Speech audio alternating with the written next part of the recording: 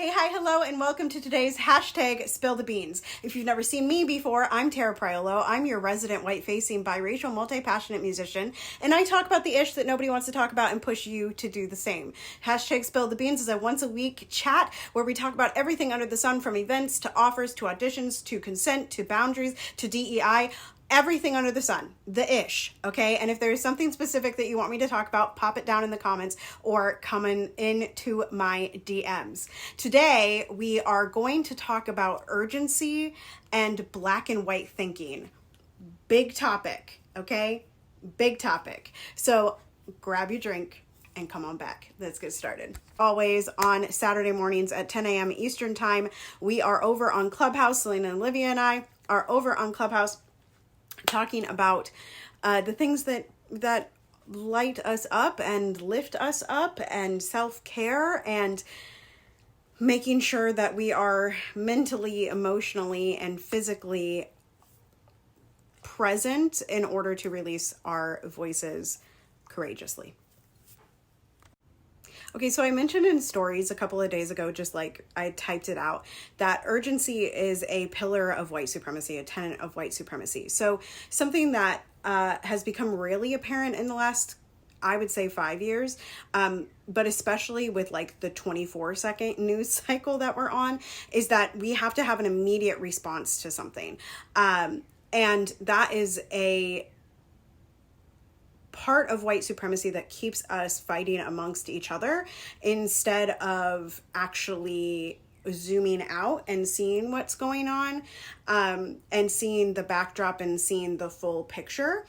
And so just a reminder that you don't have to have a response right away. You can do some research, you can go read, you can journal, you can delve into your thoughts about it before you feel like you're forced to make a decision.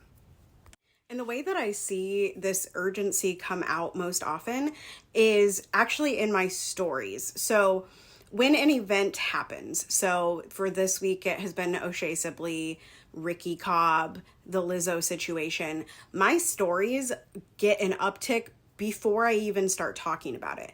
And it is very evident to me that people are coming to my page to see what I'm saying so that they can make a decision right away, right, about what they should think.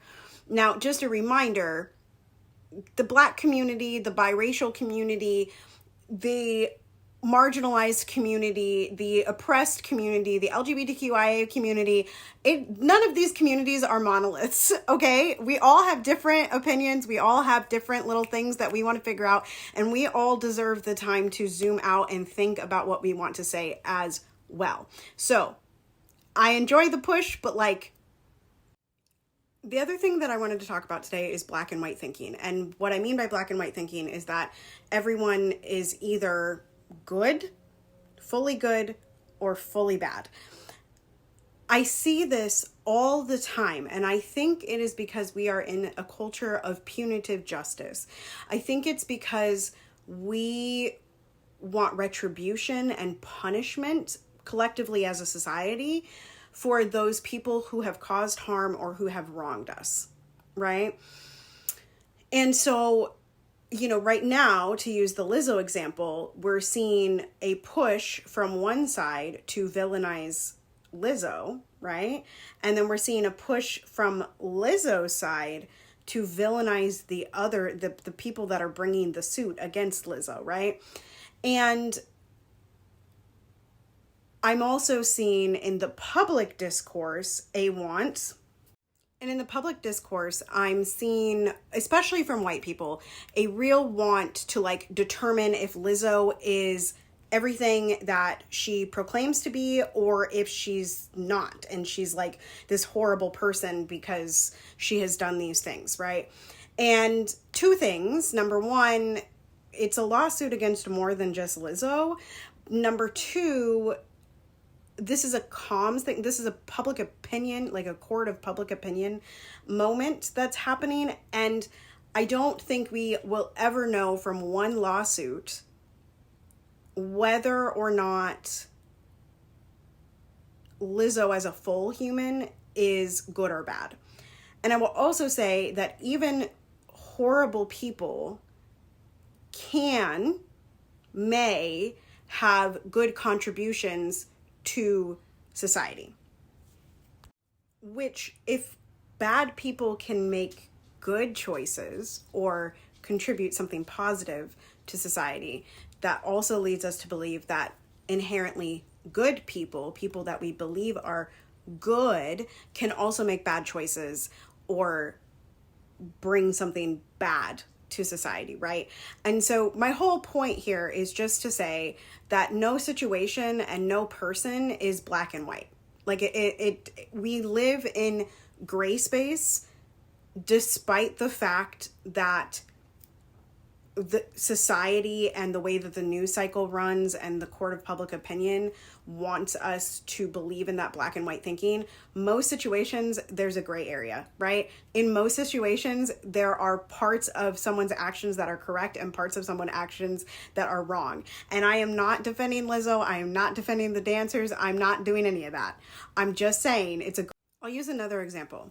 So racism as a whole, white supremacy as a whole, I think most of us and most sane people, most humans that believe in good things, believe that racism is wrong. However, there is a ton of discourse on what qualifies as racism, right? Like there are certain things that people, like some people will believe that the N-word is racism and some people won't. You know, like it's a spectrum that people will believe in racism, and some people will believe in outward racism only, but not casual racism and microaggressions. Y'all, are you getting what I'm saying here? We live in a gray area, okay? And we're not always all going to agree, regardless of the side of the aisle that we're on, if we're part of marginalized communities or not. Communities can disagree, and that involves having gray space, and it's not a bad thing. And to combine it all together, urgency forces you into black and white thinking. It forces you into believing one side or the other, right? It forces you into making that decision. And that's what we have to be cautious of. And we have to also allow for people to change their minds. We have to allow for people to grow. We have to allow for people to learn, right? You know what I'm saying? This is probably a part one, because this is a huge, huge topic, and I would love to show how this applies to music and branding / online business / social media, in addition to activism and DEI spaces. But for today, that is all for Spill the Beans. Continue to be anti-racist, be safe, do good work, make good trouble, make some phone calls if you're here in Minnesota, and even if you're outside of Minnesota, for Ricky Cobb. All right. And I love y'all hardcore. I'll see you next time. Bye-bye.